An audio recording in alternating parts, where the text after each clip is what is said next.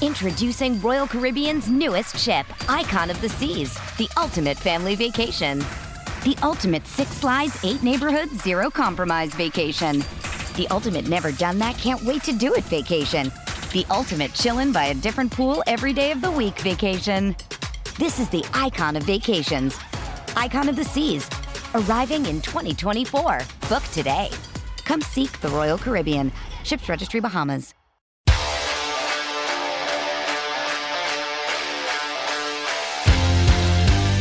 Welcome to Missing the Point. I am Hollywood Rayshawn. Buchanan was my guy. Okay, Sizzle. Man, this is not going to be one of our more fun shows. Yeah, I wish we were here under better circumstances. Yeah, Glad to be with you. Same here, man. We've had a lot of great Celtics content over, the last several months. And, once again, you as an audience have shown us a lot of love. And, we pray that you show us love on this one as well. It is with a heavy heart that we speak about the passing of Bill Russell. He just passed away the other day. He, at the age of 88, he was on the Celtics for 13 years and, one, 11-time champ, 2-time champ in college. So just, what was your initial thoughts on, the passing, DK, and just what were your, do you remember when you first heard about, Bill Russell growing up as a kid? Yeah, I mean, I think my first thought was back to the most recent time I had seen him out in public, which was during that obviously great Celtics playoff run last season. And he didn't look great. He looked old. He wasn't moving great. As a tall man myself, not Bill Russell tall, but as a tall man myself, there is more shit to break. There's more surface area to break. And he was having a tough time getting out of his chair. And it bums you out because, to sort of segue that into your next question, what do you remember from watching him as a kid? Now, obviously, he starts his career professionally in 56. So I didn't get the chance to watch him play live or during his era. But when you become a Celtics fan and you're sort of indoctrinated into the fan base, there's sort of a few key lessons you have to learn that there will be a quiz on later when you first sort of start out. And I think probably lesson 1 is probably Bird and McHale and that whole run. And that's the first 101 class you get put through. And then once you pass your A levels there, you sort of move on to learning about the older greats back in the day. Now, when I was a kid, I used to love the movie Conan the Destroyer that Wilt the Still Chamberlain is in, and he's awesome in it, and it's a fucking great movie, and him and Arnold Schwarzenegger fight. It's super fun. So Wilt was actually a guy I knew about first before being introduced to Bill, and that was sort of my context when being introduced to Bill. And the way it was sort of always explained to me, and it's kind of, there's some nuance to it now, but the way it was sort of always explained to me was that it was those were the two guys. They were the two giants of the sport, both literally and figuratively. But maybe Bill was a bit more of a competitor. And, he had maybe some things to say about what happened to between him and Wilt in that finals that they played against each other. Wilt was hurt. He wanted to come back in. Did he want to come back in? There was, whatever. I wasn't there. I can't speak to it. What I do know is that you then sort of learn and you can start to draw a line between the Celtics culture, the kind of basketball that we play, and the kind of winning basketball that we play. And you can draw a direct line to Bill Russell. His complicated relationship, I'm sure we'll go on to talk about with the city aside. I think having the winningest guy in basically any sport be part of your franchise was always cool as fuck. The fact that every time he got in an interview, he was always cool as fuck. The fact that the best Uncle Drew commercial was him being like, these kids have to learn that this game is about buckets. I still think about that line. You know what I mean? Because it is. Right. And the fact that, not everybody gets the coolest guy ever to be their guy, to be their old head, the guy that kind of got their franchise to where it is and is such a participant in the culture. Was still such a participant in the culture right up until he died. Not everybody gets that. So just my overall view of him, I think, is kind of the grand master of our franchise, the reigning elder of Celtics basketball and one of the first and best to ever do it. Yeah, no, well said. I think so. For me, obviously, growing up in the inner city, we grew up in the 90s, and obviously the Celtics weren't a good team at that time. So that's a nice way to put it, right? So they weren't that good of a team. So yeah, I mean, you knew about the AJ Griffiths of the world or the Antoine Walkers, obviously, and obviously Pierce comes along, but yeah, you're right. The first indoctrination, like you hear about Bird, Mikael Parrish, like that is the thing. Then, you may hear about JoJo White, Dave Cowens, John Havlicek's, Charlie Scott's, whatever, and so on and so forth. Then obviously it gets back to the 50s and 60s. So you hear about Cousy and Heisen, and Sam Jones, Casey Jones, Bill Sharman, Zach Sanders. And, then it's like, oh, this larger than life guy, Bill Russell, comes up from University of San Francisco and really turns around their franchise, right? It turns around. And, my mom is a child of the 60s.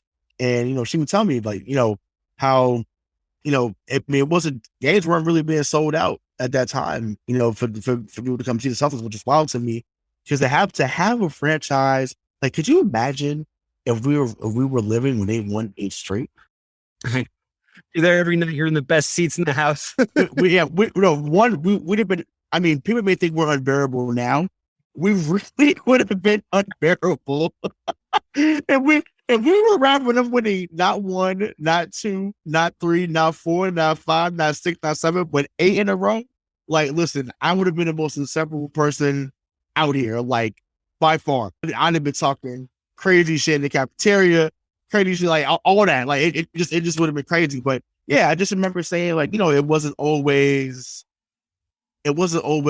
a fun time for him here. And as I got older, we found out more stuff. We'll get into that, later on. But yeah, it was something where, it was like, yeah, you were able to hear about how great he was as a player. And then later on found out about how cool he was even outside of the Boston Garden at the time. So it's like, we're not going to see 8 straight again, right? Like, we're not going to see that now. Well, it's funny you say that. Right? It's like, there's this kind of, and this is a little bit of an aside, so I'll keep it short, but this debate's been coming up in the basketball world, which I know you're, just as plugged into as I am, about like, oh, JJ Redick talks shit about Bob Cousy, whatever. And he's like, he was playing against, firemen, whatever.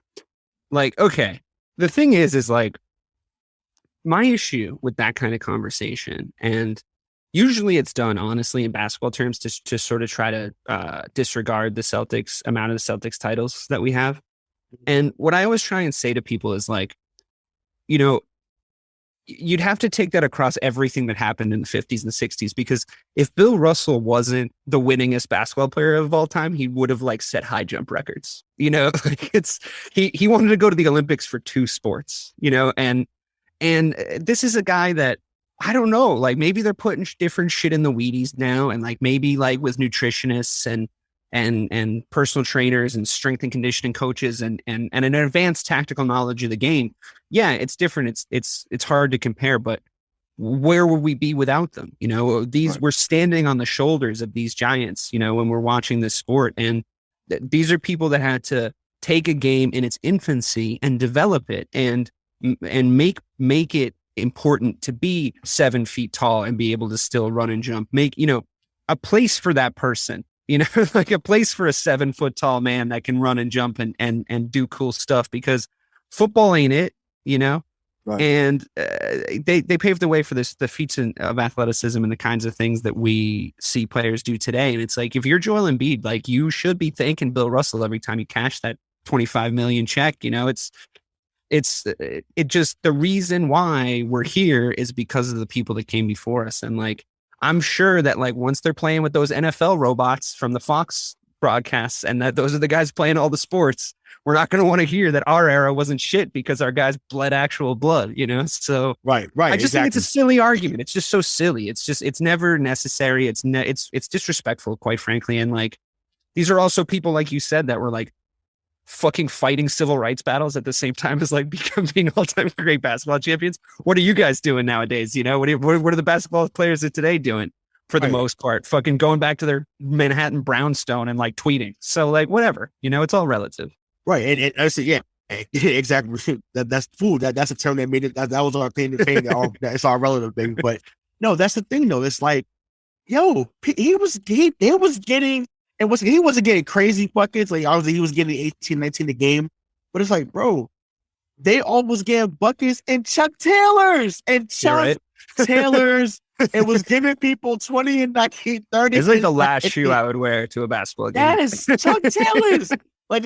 So Daniel, you're losing, but like you're not in the later years not being able to get up. It's like that's why when you're running around on Chuck Taylor's, you're blocking shots. Yeah. There's a picture of him like his leg is like way up in the air like this, and I'm like, wow, like he's really, and not even the high top shot. I'm like, I'm wearing low top. I'm pretty sure it was like fucking lead in the water when he was doing that. I don't know what they were doing back then. Yeah, listen. I mean, smoking in the locker room. You name it. I mean, it was there was a lot of stuff. I mean, guys were working second jobs. Imagine that. Yeah, guys were working second jobs. Like I know Tommy Heisen was a insurance agent when he wasn't playing. Like imagine that. Yeah, you're not selling out arenas, but you're going from arena to arena, even though it wasn't as many teams. But you're playing double headers on certain games, which they would never do now. But you're playing double headers, and it's like, all right, what's the off season? Gonna go cut some grass and and I'm gonna go to my age back, but like that's wild to me, right? Some of these stories, it's like, especially in the Bill Russell era, like onward, and the stuff that he like faced. I mean, what's happening when you're flying into these towns in like across America with a 7-foot tall black guy, and like 11 other athletic looking dudes, and you're like, there's probably people freaking the fuck out, they were probably looking at them like the circus was in town at this point, and it's that's and this is something that they had to deal with whilst trying to be great at a sport that is not easy, I mean, it's just, you got to apply all this criteria to it. Right, and that. So So let's get into that because there's no easy way to transition into that. But that here we are, right? Trust me, we're trying to make this as light as possible. But there is some stuff that we gotta. So speaking of that, right? So there was, I think it was in 1961, it was a preseason game. They're traveling to Lexington, Kentucky, which is not known to be fond of people who look like yours truly, especially at that time. And for the folks at home, raised black. For the folks at home.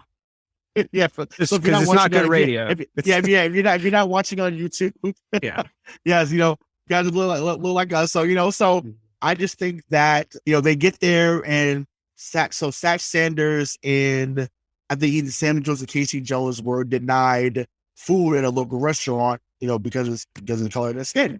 So they come back to the hotel. Obviously, they're fired up. They're pissed. Probably really hurt. Obviously, because that's a very unsettling experience. And, so obviously Bill Russell catch wind of it, they choose to boycott the game.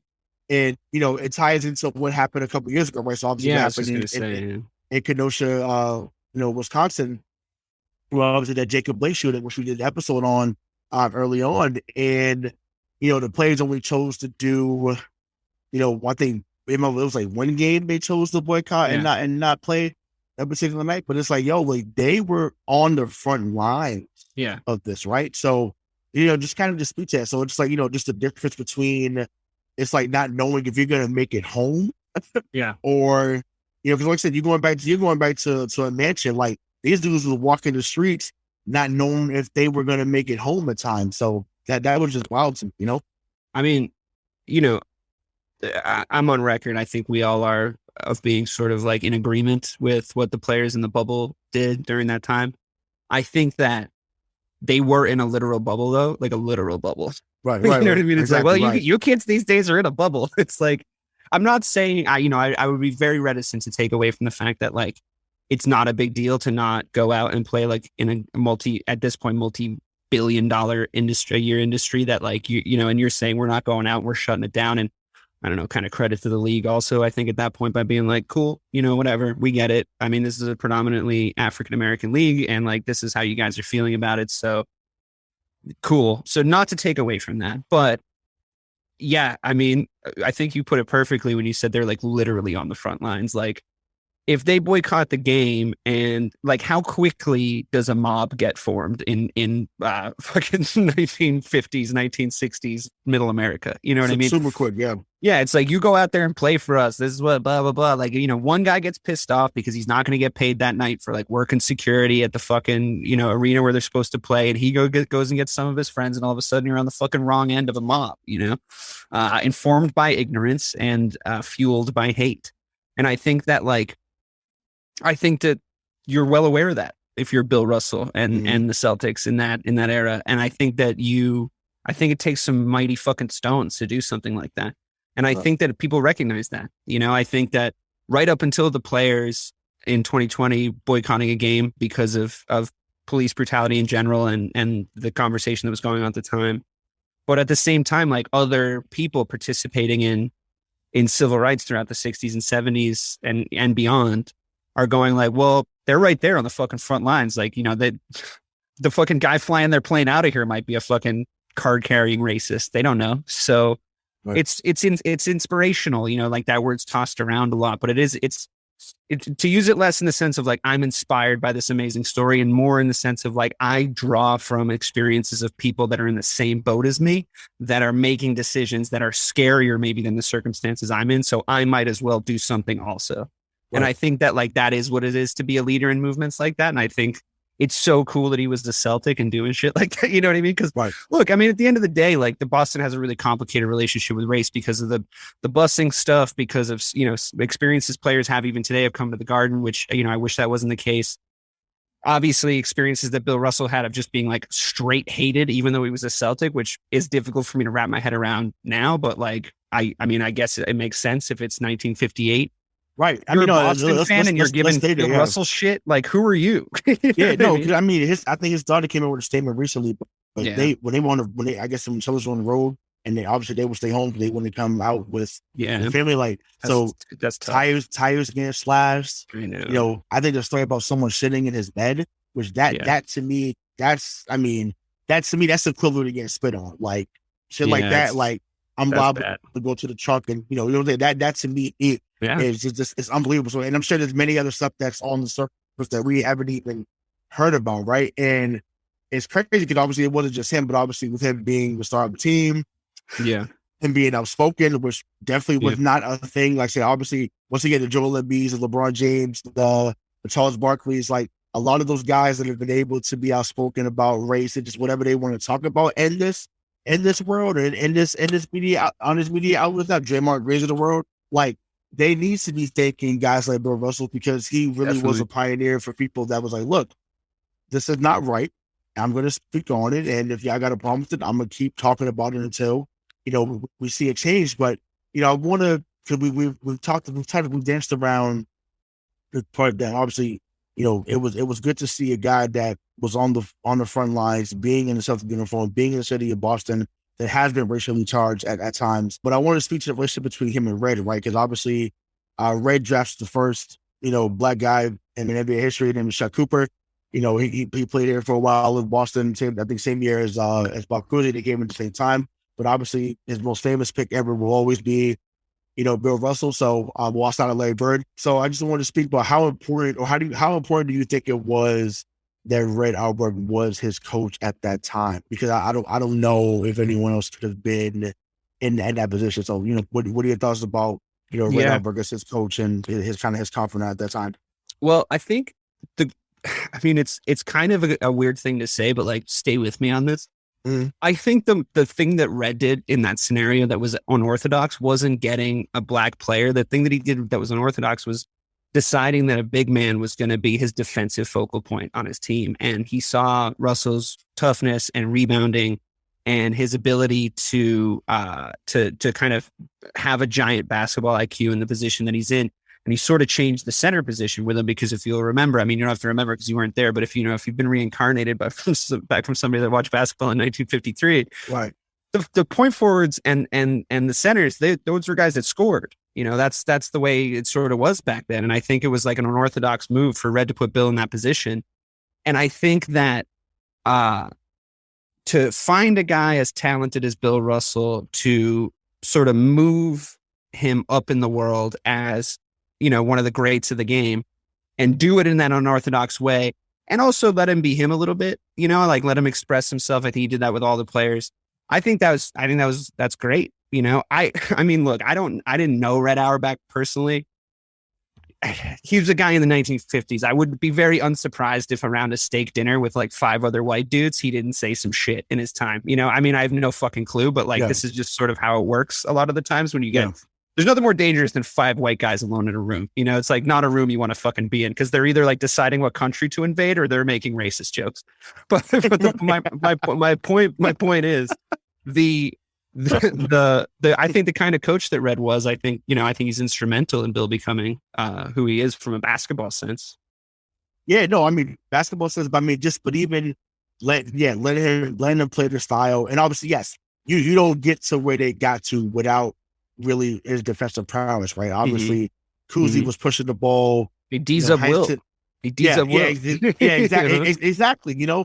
And that's another thing too. Before we get back into what his dynamic with him and Ray, it's like for those to say, well, man, those guys that play nothing. I know you kind of touched on it, but I'm like, yo, you had Bob Pettit, Dolph Shays, Wilt Chamberlain, Elgin Baylor, Hal Greer. Those are just a few that come to mind.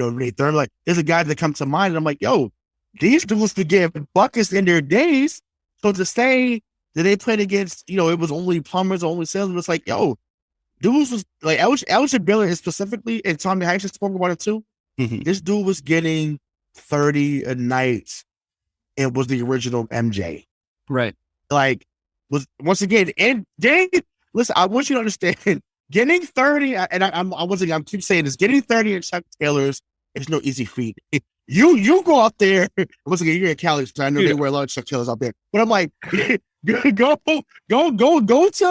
to Santa Monica Pier, go do a run and shoot out there, go put on some Chuck Taylors and try to get 30 out there. I'll do you one better. I'll do you one better. Put on a pair of Chuck Taylors and go to a hoop by yourself and time how long it takes you to get 30 points. Yeah, like maybe if you have a strategy, where you're just hitting layup after layup and you're trying to catch your own rebounds. Like, but that's not fun. You want to take the ball out and shoot it a couple times, and then it bounces off the rim and it goes away and you got to run after it. Tell me how long it takes you to get 30 points. It's not easy. Yeah, in any era. Unreal, man. So it's just I'm gonna keep belaboring that point because that was really true. Those are it's unreal. And I want people to, very uncomfortable. But I want people to understand, like, it's funny because like I said, my mom, childhood 16, she's like, my mom got a bunch of Converse, but I'm like, I get it. She grew up on Converse, but I'm like, yo, like, how do y'all walk around in these like there's nothing? Like, I'm sorry, like it's out of control. Like paper. Yeah, it's a joke. It's a joke. But no, so anyways, let's back to Bill and Red's dynamic. So, obviously, draft him, he lets him kind of be him, but then I feel like their relationship was a lot about creating history, and that's what Red was about, right? So once again, drafting Chuck Cooper, then you get, they were getting all the best black players and all the white players. Like, right. He was like, Red just wanted to win. Yeah, Red just wanted to win. And I'm like, that's what I loved about him both. But then in 1966, the coaching at the winning issue, the coaching change, right? So, Bill says, you know what, I'm stepping down as head coach. And apparently Red tells Bill first. He tells him that he's going to retire, like according to legend, and says like, I want you to be the coach. And Bill says no, right? And he goes, okay, well then let's make a list of like 5 people we think would be a good coach. And if there's any matches, we'll go to that guy. And they couldn't find any matches. And Bill was like, I don't know, man. I've seen the toll it takes on you, like being a coach. But like the fact that Red's like talking him into it, he's talking him into it. Like, look, you and I have had conversations about how like representation in the coaching position, specifically in the NFL, isn't where it should be. It's really easy to cite examples of like the kind of leash that like the Steve Nashes of the world get compared to like, who's the example you always use? Not Doc, but you always say. I thought about Marvin Lewis. Marvin Lewis. What's his name? The guy who commentates with Van Gundy now. You always say he got a fucking. Mark Jackson. Yeah, Mark Jackson always get. That's right. You always said Mark Jackson gets a fucking. Didn't get enough of a shot in Golden State, which I think is true. I think if you put Steve Nash in there in the same circumstances, I wonder if he gets an extra 2 years to try to build that same thing. Oh, sure. However, it's a hell of a lot farther than it would have been if Bill Russell doesn't become the player coach, and if Red doesn't hand him those keys, and if he doesn't then do a really good job at it. You know what I mean? Like the problem with becoming the first woman anything, the first black anything, you have to be twice as good, 3 times as good as your counterparts, because if you fuck it up, everybody goes, look, they can't do it. Look, they can't do it. You need a white guy for that role. You know what I mean? It's obviously ludicrous, but it's what people do, what idiots do. So to then, you gotta go be Bill Russell at it. You know what I mean? Which is, thank God. Right. But that's when I think even the civil rights thing could seem to take off, right? Because obviously he coaches there for 3 years. They win another 2 as him being a player coach. So they went into as him being a player coach. Probably the most famous one was winning in 1969 against the Lakers. Don Nelson hits that shot that bounces. That bounces. The 6 of the year before. Will got his first one. So and Don Nelson hits that game winning shot that bounces up and it hits down. But Bill's still getting fucking 20 rebounds a game at this point. Crazy. And at 35 years old, we just see Al Horford do damage in this year's playoff. But but that's 2022 35. Right. 1967 35 is you've been around people smoking fucking Red Arrow bullet cigarettes your whole goddamn life, and you're drinking whiskey to help you sleep. It's a different era, man. I'm telling you. And you're dealing, and here, once again, this is serious. I don't want to laugh about this, but and you're dealing with bullshit in the community. For sure. Actually, not even just in your community. Everywhere you go, which is why he ended up moving up to Seattle and landed on his life. Because it was just like, Boston was not kind to me in that regard. And actually, I had no idea. Obviously, like we weren't around, obviously, but I had no idea. But how do you feel about, like, just to do a quick aside on like the city of Boston and that being kind of cast in that role? I mean, you live in the city, you've grown up in this area your whole life. You're Black. Is there a sort of like, well, I know how to move through Boston sort of thing, or is that like? Because to me, it's like, well, we're also a city of like more colleges per capita than anywhere else in the world. So there's like young, like people being educated, right? Who like aren't acting that way. We're also a city in the Northeast where like, we're on one hand, a cultural hub. And on the other hand, we have this thing which isn't outwardly untrue. I mean, it's a thing that isn't fueled by fucking events, and you can say, oh, it's just a few idiots or whatever, but the expression isn't a few bad apples make the rest of the bunch fine. It's a few bad apples spoils the barrel. So everyone's fucked if we're like letting this happen. So what's your experience been like in that sense? Like, do you think Boston is that city, or do you think, what do you think? Yeah, I do think that there's moments when that does we had. So we've seen it with Adam Jones, who played for Baltimore. I know Barry Bonds has spoken on it. I know obviously LeBron spoke on it, and most recently. And so I do think that stuff is valid. As someone who worked at TD Garden, or who works at TD Garden, I should say, I have seen moments up close. I've been on the floor when they have gone at athletes. And it's not always tasteful. It's not. I'm not going to say that it is. I'm someone who is a metro prodding, meaning I'm a kid that lived in the city, but went to school in the suburbs. I went to Belmont. Shout out to Marauder Nation. And there was times growing up when I felt like, I said, well, damn, I felt like I received more backlash in actually the inner city than I did even out there. But what I didn't realize was since people were out there. Yeah, exactly. But it was hidden racism, right? So whether it be a comment about my hair, or comment about the clothes I had on, or once again, you would sit there and talk to me about 50 Cent and Richard Died Trying, just to put in context. Wow, 2002 was we all love that album. Sure. But I'm like, but I'm like, we would talk about Get Rich or Die Trying, or talk about when the College Dropout came out. But it's just like, oh, you want to hang out afterwards and go ahead? It's like, oh no, well, I can't. We can't hang out type thing. But you want to speak about the culture. So that was kind of crazy. In the same breath, shout out to the few that did. So I think about my guy Andrew Duvall. Think about my guy Eric Burson. Bernie, what's up, baby? You made it on the show, dog. But I think about two kids like that always opened their house to me. Their parents were so kind to me. But I do think that. And you said almost you rather said have already. somebody say it to your face in the fucking city. Yes, exactly. Because that's the biggest thing I think about just up north in general, as opposed to like I lived in Florida. It is out there in the open. They don't fuck with you, you're gonna know. And although that's scary to encounter, I'd rather that all day because I know exactly where we stand. Don't come around, put your arm around the proverbial arm around me. Don't be my friend. Don't try to embrace me. Don't do that. And then behind the scenes, you're calling me every racial slur under the sun. Right. So that to me is where I think a lot of that happens up here. I think for him, because he lived in a different time, obviously, they were saying that shit to his face. They were saying it to his wife. They were saying it to his kids.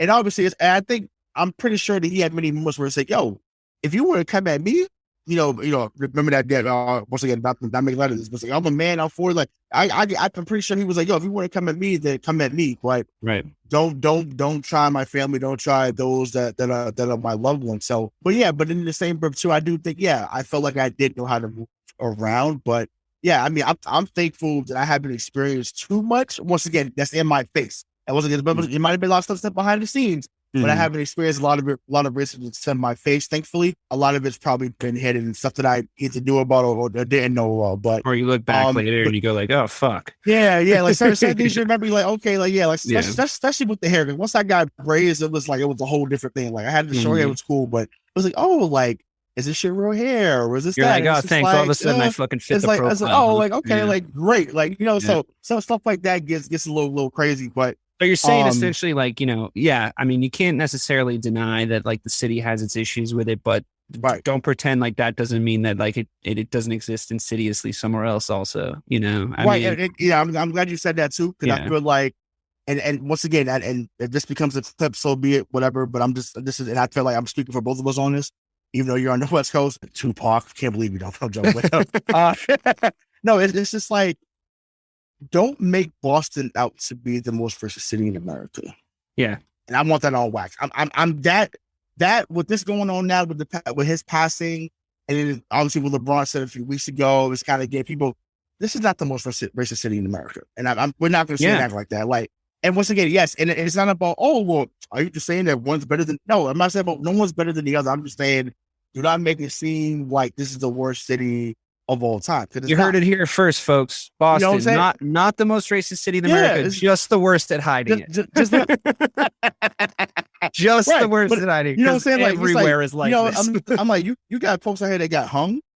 I'm talking, once again, we want to get real. People that got hung, people that got burnt on fire, for like real shit. So I'm just like, what are we talking about? It's like the same thing of like, the conversation that came up, especially during 2020, but like it's always been happening of like the sort of insidious racism in like the education system. Like I remember learning about the Tulsa race massacre, which like Tulsa, I think you're like in the fucking lead for this, by the way, for like having a real conversation. But I remember learning about that because I'm watching like Watchmen on fucking HBO, and I'm like, wait a second. I'm like, oh, it's like a sci-fi thing. They're creating like an alternate universe, like an asshole. And then we look it up. Right. And it's like, oh shit, this shit really happened. Like then immediately, like I think a lot of people, you get mad that like you weren't taught about it. Like why was this not in any of the units or whatever? Right. And then you start to realize like, oh yeah, like there is this sort of the sort of insidious nature of this, which might actually be more important to talk about than like what a drunk guy yells at a basketball game. You know what I mean? It's like still not okay. I mean, obviously. And like the thing is, I wouldn't want this to be misconstrued as like, Russell Westbrook should have to go to work and endure this bullshit. Like, obviously not. Like, of course not. But to your point about casting Boston specifically in this light, and especially in regards to the guy we're talking about here. Yeah, I mean, he had to fight this fight. Did he have to fight the fight because he was in Boston? Yeah, a little. Did he have to fight the fight because it was 1958? Yeah, a little. Did he have to fight the fight because it wouldn't have mattered if it wasn't Boston and it wasn't 1958? He would have still had to fucking fight the fight. So. Right. It's sort of a thing that exists. And like, I think to try and sum it up or like put it in a fucking package, like a city or a group of people or anything it's sort of detrimental to the conversation in general. Cause it's like, well, it's sure. Okay. Like, sorry about those assholes at the basketball game. You didn't hear stories about stuff happening with Pierce. Right. You hear stuff about Walker. Yeah. I never heard people like Kenny Anderson say something or Adrian Griffith or, I never heard something to Kevin Garnett. Say something to Kevin Garnett. Let's see what happens. Perfect example, right? So a perfect example, and I want to say this too. I do think there is some to try to differentiate, right? I feel like there are some. I see that I was there. I was on the floor. He walked by me. It was awesome. I do feel like there is some people that are white that say, "Well, there's some black people that I can't stand, but you're not one of them." I know that's just it. That's just that. No, all jokes aside, that's something that's been said to me. It's been said to me that. Well, we all fucked up. It's like, you don't act like those, you're this, you're that. It's like, I'm one of the good ones. Well, gotcha. What they're really saying is, what they're really saying, the kind of the problem with what they're saying is like, you're not one of the people that I've completely stereotyped in my head and I know nothing about. Right. You know what I mean? Like I've decided on this group. But now that I know about you as a person, you're fine. And that didn't they didn't put the gap together. Like maybe this group you have in your head doesn't really exist. Right. You know? Right. Right. Yeah, that's right. crazy And, though. and yeah, again, and insane. But no, I want to go back to Bill, because I know, like I said, we went off, but like I said, that part was necessary to bring up, and I hope that someone got some education in that, because that's what we're here to do as well. He takes over as coach, then the Vietnam War begins, right? And there's a famous boxer. I'm bad. Yeah. I'm pretty. I'm the baddest man on the planet. That Muhammad Ali. He'd already his name had already got changed to catch the plate to Muhammad Ali. Mm-hmm. And they were calling him draft dodger, and just once again, every name under the sun. Yeah. And Bill Russell, Jim Brown, Kareem Abdul-Jabbar, I believe, and by that point, I feel like I'm missing it. But those are the guys that were up there, supporting him. So, and once again, he's coach of the Boston Celtics at this moment. Mm-hmm. They're still winning championships at this moment. Mm-hmm. Still dealing with that, but did all he could to help out a friend in that moment. Because there's pictures of Muhammad Ali coming up to we now in Boston know it. Shout out to Slaves. Y'all need to change down prices of your wings. But shout out to Slaves. Bill Russell used to own Slaves back in the day, but now Slaves is a nice little restaurant down in the South End district of Boston. So yeah, I just thought it was awesome that he still had all that stuff going on and still made time to look out for other Black athletes and just other Black people in general that were going through what he was going through, and chose, once again, you can always sit back. Every Black person on the Celtics wasn't talking. Zach Sanders wasn't always talking. K.C. Jones wasn't always talking. Sam Jones wasn't always talking. It takes a special person to lead, and everyone cannot be on the front line. Some people do stuff behind the scenes. Maybe that's what those guys did. But I'm thankful that he chose to say, you know what? I'm using this platform as one of the biggest athletes of this era, maybe of all time. Eventually, maybe he didn't know that then, but that's what he ended up growing into. But I mean, let's be real. He definitely got more love as he got older. Same thing with Muhammad Ali. They did not love them when they were young. Of course, once they got older, it was like, oh, you're this beloved figure. You're this, you're that. It's like, no, the video says otherwise. The sign outside my house say otherwise. The slash tires say otherwise. You know what I'm saying? The gas lit bottles you throwing it through the windows say otherwise. The 12-gauge shotgun that you have outside my daughter's room says otherwise. So it's like let's not get it twisted and forget where what it was. And but like I said, they both became beloved figures as they got older. But and like I say, it's unfortunate, but like I say, it is what it is. But that's just how it was. And some things have changed, but we still have a long way to go.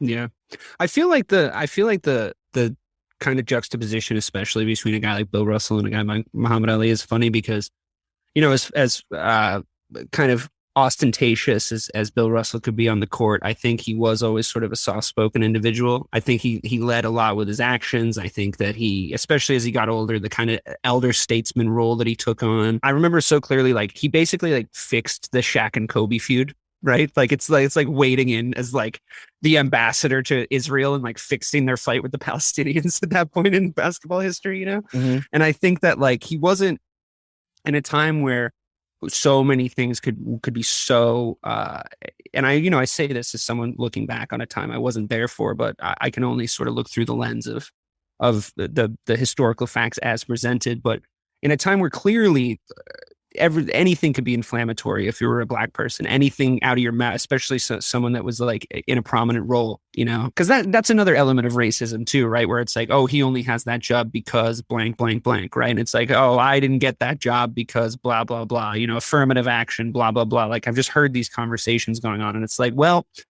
not that guy, because actually he's 7 feet tall and he can jump over your head. And that's why he has that job, right? So it's this sort of thing of like, become completely unflinching in the face of this criticism because you're undeniable, And I think like Ali had that accomplishment as well. Like I think that he just got up there and beat the fucking brakes off everybody. So it's like, well, I don't know, fight him then. What are you going to do about it? So I think you have like at this time you have the sort of the intellectual branch of this movement this isn't to say that Ali and Bill Russell weren't intellectuals, but you have the Malcolm X's and you have the Martin Luther Kings, but then you have this other side to it where it's like, well, these people have risen to prominence not just in the Black community. Like, they're not pastors at a Black church or like organizers in a Black community. They're on your TV. And they can run and they can jump and they can fucking do cool shit. And your daughters think they're cute. And it's like, they're fucking here to stay. You know what I mean? There's nothing you can fucking do about it. Like, they're unconquerable in that sense. Like they look like these giants of men, like Muhammad Ali was a heavyweight fucking boxer, dude. The dude was walking around at like fucking 265 with like pure muscle. In the 1960s, like nobody looked like that. Black, white, or whatever. Like these dudes were walking around as new specimens of athletes. And you can talk a little bit about what then happened in the 70s and 80s and the way that I think people made that more insidious, where like the joke we always make of like, well, he's the IQ guy and like he's the athlete and like all that bullshit, whatever. Mm-hmm. But at the time, I don't know if people knew how to kind of comprehend the Bill Russells of the world, and truth be told, they still don't.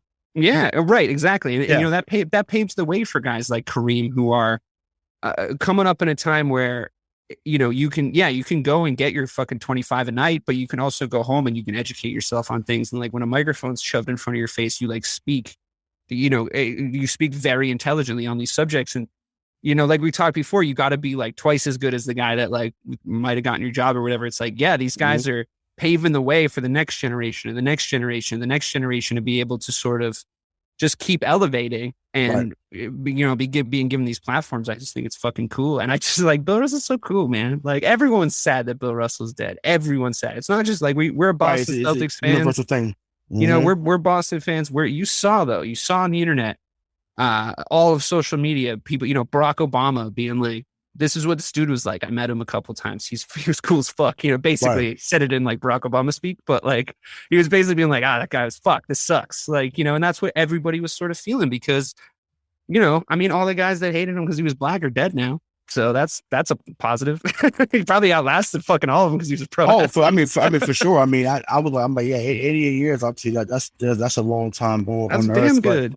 But, before I get back into the Celtics stuff with him, I want to give a charge to Black athletes around the world, right? Well, there's two guys I'm gonna bring up. These guys weren't stars, but they played in the NBA in the late 80s to like mid 90s. So that's Craig Hodges, who you seen him on The Last Dance briefly, and then Mahmoud Abdul-Rauf, who a lot of people know from the 90s as Chris Jackson from LSU. Yeah. Played on the team with Shaq and so on and so forth. So had a decent career in the NBA.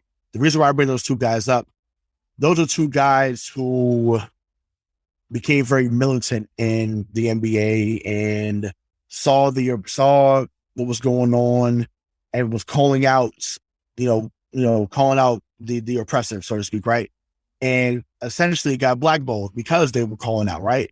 So they wasn't going to blackball to Bill Russell because Bill Russell was a star. They wasn't going to blackball to Jim Brown because even though he was Black, he was a star. They wasn't going to blackball. They blackballed Muhammad Ali to a certain extent, but eventually they knew, you know what?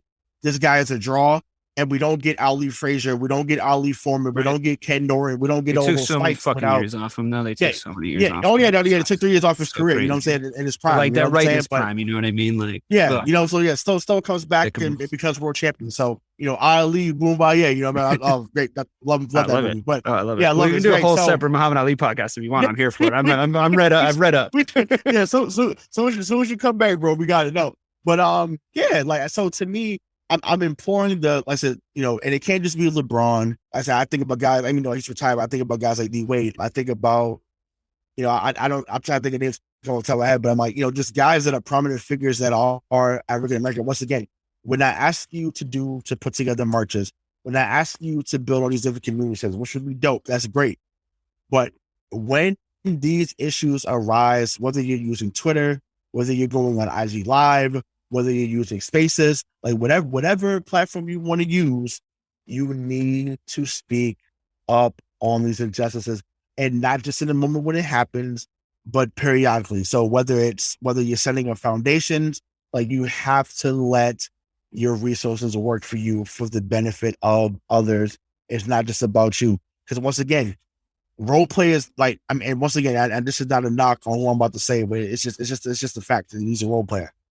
although Grant Williams is someone who was super articulate, someone that I think is a hell of a speaker, hell of a young man, they're not going to listen to him the same way they listen to a Jaylen Brown or Jason Tatum. Yeah. And it's just like, that's what I mean. Like, Jaylen Brown's about it. So let me not, you know what I'm saying? That's not why I brought it. Like, Jaylen Brown is about that life. Malcolm Brogdon, who we just got traded for, is also about that life. So would you extend that? They want the front lines. You know what I'm saying? Would you extend that same mission statement to guys in leagues like the NFL though? Because I feel like, yeah, for sure. You look at the Brian Flores of the world, like you get fucked out of like your dream job, right? And that's also the problem. But if you stand for nothing, you fall for anything. Yeah, and sure. I know, and I understand at the end of the day, you have to take care of your family. So I get it. I'm not asking you to give up your livelihood, but at the same time, if you can't say something publicly because you know the backlash, fine. Start up a foundation, work on some community centers. Do motivational speeches when you're talking on forums. Like there's many other ways to be effective in this time, because there's so many different platforms to have your voice heard, you know, whether it's on the front line or behind the scenes. So yes, that's just across the board. But we also, at the same breath, we also need, you know, once again, we're having a show like this, we're black and white. We need to have more conversations like this where it's being put out there and not shying away from it. And once again, that's why I love about what we did about the show early on. You know, we talked about Jacob Blake. I figured the other gentleman that we did a show on as well. But that's what we did. We didn't shy away from these moments early on. I mean, hell, we had a whole argument about me. I remember being asleep. And you texted me, he was like, "Look, you got to be on this show. You got to be on this fucking show, right?" Yeah, I mean, it doesn't make a ton of sense. I was like, but here's the thing, right? But here's the thing, right? But I'm coming. This is a thing, right? Because it's not, you got to be on the show because you're our fucking token black friend. It's right. You got to be on the show because you have a fucking perspective that we don't have. And then 2 weeks later, Bill Simmons and Ryan Russillo do the most tone-deaf fucking podcast in the history of podcasting because there's two white dudes talking to each other and they have no perspective. Right. And they mean well, I'm sure, but like, they fuck up and they have to say they're sorry. And it's like, yeah, well, you know what? It's not really, because like a lot of the requests I think coming from these movements is just involve us in the fucking conversation. You know what I mean? Like, don't make these decisions, you know, based on what you think we want as a community. Don't make these decisions and this you know, these sort of moves and conversations like we're not there. You know what I mean? And it's like, right, I think exactly. That's, you know, in the when it comes to athletes, like, look, the NBA is uniquely suited. Was sort of my point about the NFL thing. It's like you brought up The Last Dance. Watch The Last Dance. The Last Dance is essentially, it dances around this a little bit, but it's essentially about how black culture and basketball in the 90s were one and the same. And they intertwine and they speak to each other and one informs the other. And Michael Jordan's this fucking like, you know, unbelievable, phenomenal athlete, like complete like freak that's like no one's ever seen anything like that before. And he's winning all these championships and like, but it's like, oh, it's accepted, you know, like everybody's wearing the fucking, you know, the what would now be like vintage fucking Bulls hats. Everybody's wearing the fucking starter jackets. Everybody's pumping up their Nikes, right? It becomes a springboard to bring elements of black culture into the zeitgeist, right? Like for everybody. But people are still taking that and leaving like, I don't like black people. You know what I mean? So it's like, you can't really have your cake and eat it too. You can't listen to KRS-One day and then be like making fucking racist jokes with your friends the other day. It doesn't make any sense, right? So you like as an athlete, you've seen eras of your sport. I think this is what you're saying. Correct me if I'm wrong, but you've seen eras of your sport affect change. Right. You know, it's this like keep the politics out of my fucking sports thing. It's bullshit because that's just what people say when they don't want progress to be made. And like, it's there, whether you like it or not. It's there if 70+% of your league is black. It's there if part of the culture is of your sport is black, if not all of the culture of your fucking sport is black, if we're being quite frank.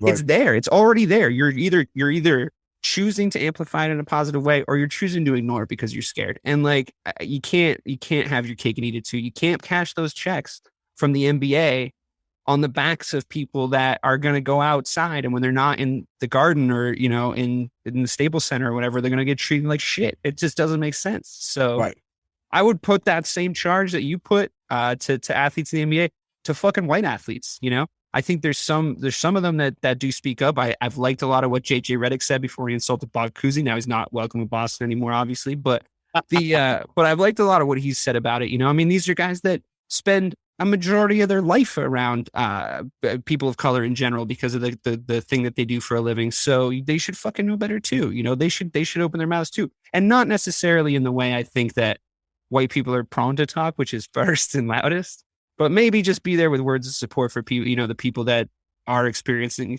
the things that they're experiencing. You don't necessarily need to be like the leader of this fucking movement because you don't you're not right for the role.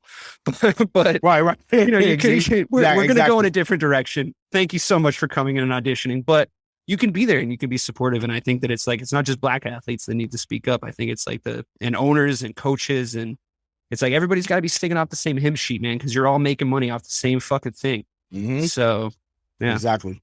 No, we'll say we'll leave it at that. So I want to get back to something else I saw on Twitter regarding Bill Russell. So obviously we know he wear the number 6. He had, his jersey has been sold even at the pro shop now at TD Garden. So someone's making the case for now his jersey to be universally retired. So what are your thoughts on that?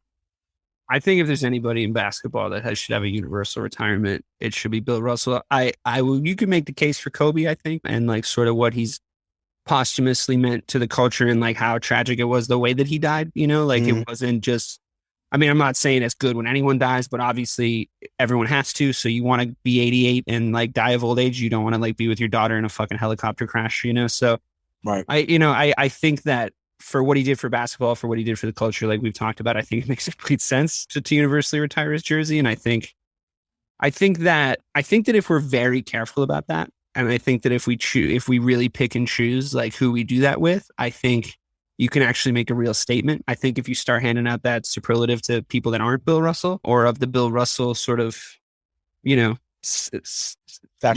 what I mean? Like the kind of the thing we've been talking about this whole time. I think then you can keep that as a very valid and cool message as to why, because then people will always know about Bill Russell, but it'll preserve the idea of teaching. When you teach your kid about basketball, you teach your kid about Bill. So I think that would be fucking cool if that happened, to be honest with you. Right, because what about you?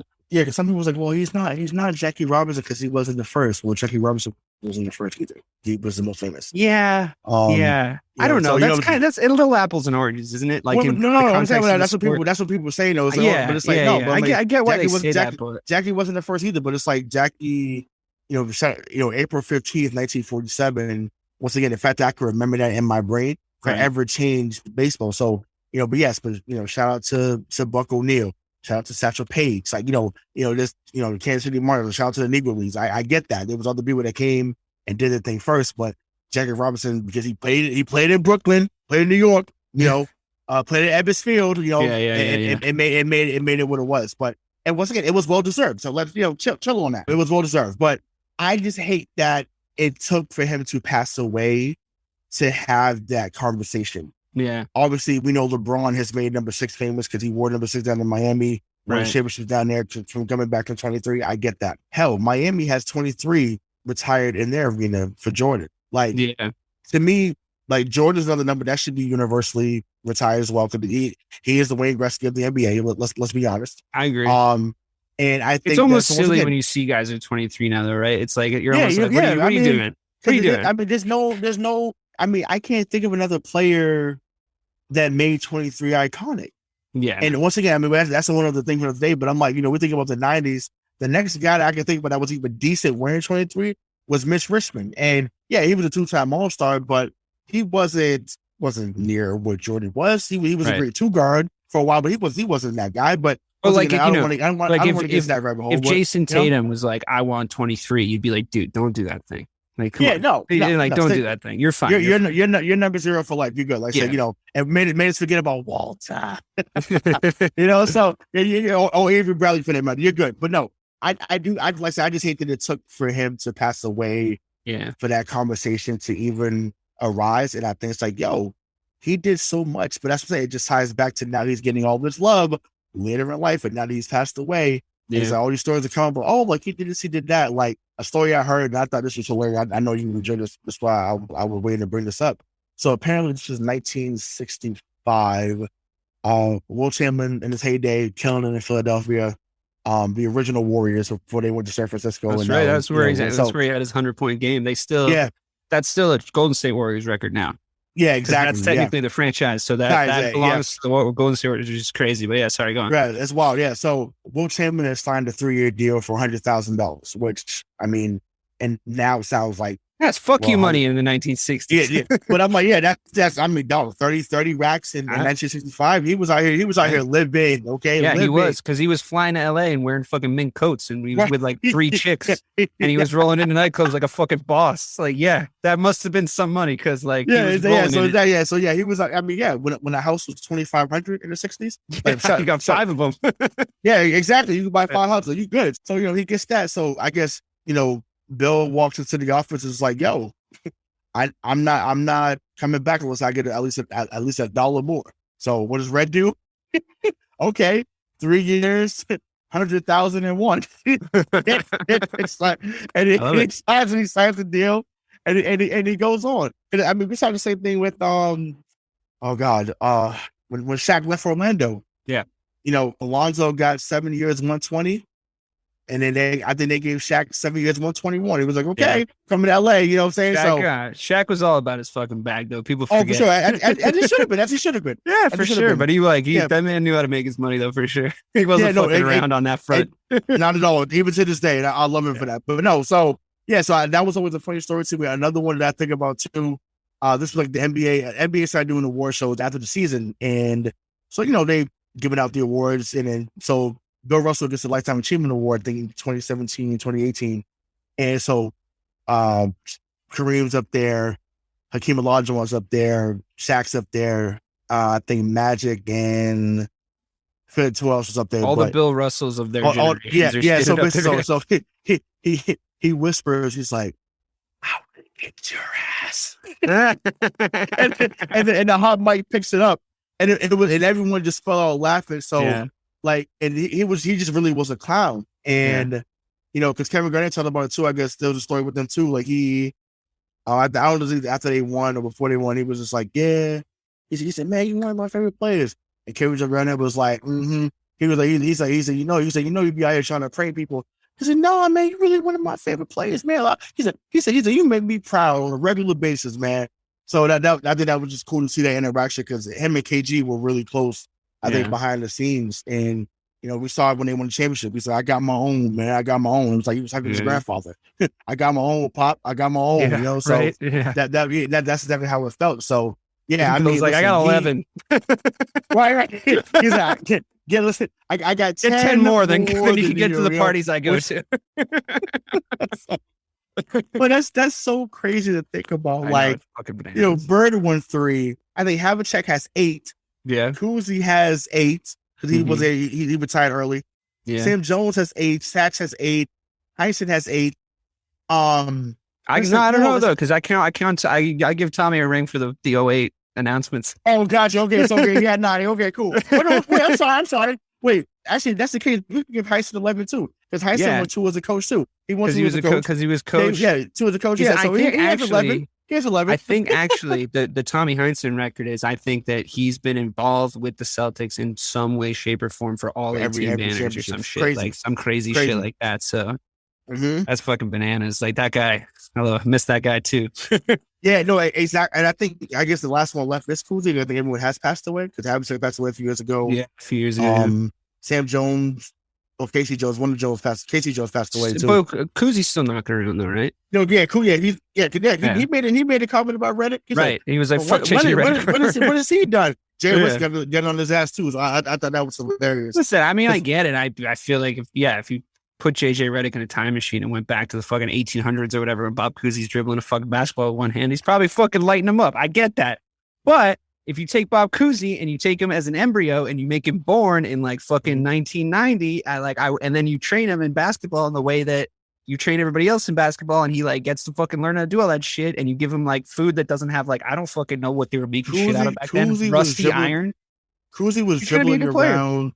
He was dribbling around people in the 50s. You also couldn't pick the ball up. Like you weren't allowed to turn your wrist when you dribbled. I mean, I know this is getting into like some basketball nerd level stuff, but the reason that they make fun of players in those highlights, because they're dribbling like this, which is essentially what I look like when I dribble fucking basketball, but they're dribbling like this, and they're letting it like bounce into their hand. And like, obviously when we're taught to dribble basketball, you like palm it a little bit, you try to take it, and you try to give it its own sort of like centrifugal force in your hand and go with it a little bit and put it back down. And that lets players now kind of do all this crazy shit. They weren't allowed. It was like a rule. They couldn't turn their hand up like that because that was like, holding the ball. That was a travel. You were holding the ball. So that's why they fucking look like this, just for everybody's like reference. I know I don't have an excuse. For those that's watching it on YouTube, right? Yeah, exactly. No, that's hilarious. So I'm just saying, like, eras are different. It's a silly conversation. No, yeah, no, so totally. But we'll still have it. We'll have it at another point. We'll have it because we're right. Right. So I'm saying it's silly when people are saying it because they're fucking wrong. Right. Exactly. So just any final words on his legacy and just your thoughts about him overall. So yeah, I mean, I just think that, like I said, I just think it's cool as fuck that he was a Celtic. I'm sorry for the trouble that he had here for obvious reasons. I think that I'm really proud to say that we've had some people in our organization and on our team that were great basketball players, but also great men. And I think to sort of be able now to turn around and say to the players that play for our organization, yeah, maybe he had some trouble here and this shit happened and LeBron says this or whatever, but look, this is what he accomplished. This is who he was. And these are the things he was doing when he was also fucking dominating in basketball. So that's what you're here to live up to. You're not here to live up to anything else. You're not here to live up to old black and white footage of people dunking basketballs. You're here to live up to who he was as a man. That's what that statue means.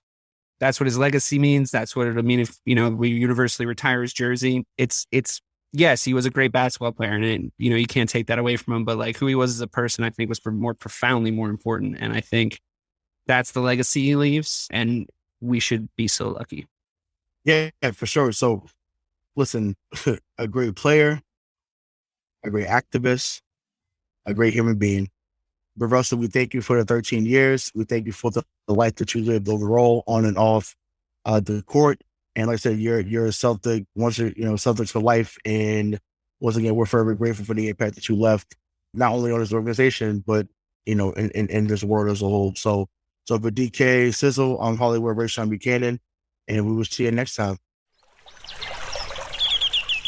Are you passionate about saving the planet for future generations? Do you want to learn how to do it? If yes, then you need to tune in to the Nature Back podcast. It's a talk show covering the changing world around us, from renewable energy, sustainable agriculture, circular economy, to ESG and social innovation. Don't miss this opportunity to discover how you can join the movement and make a difference. Subscribe to the Nature Back podcast today on your favorite platform and get ready to be amazed. Welcome, explorers of the human experience. This is Let's Talk Soul, and I'm your host, Claudia Monticelli. We're not afraid of the great mysteries of existence here. Soul versus consciousness, we're on it. Spirituality versus science, we've got that covered too. Join us in navigating these profound topics with wisdom, curiosity, and a dash of audacity. Whether you're a spiritual veteran or just starting your journey, Let's Talk Soul is your passport to the unknown. Let's Talk Soul, diving into the depths of the human spirit. Subscribe now wherever you get your podcasts. Electricast.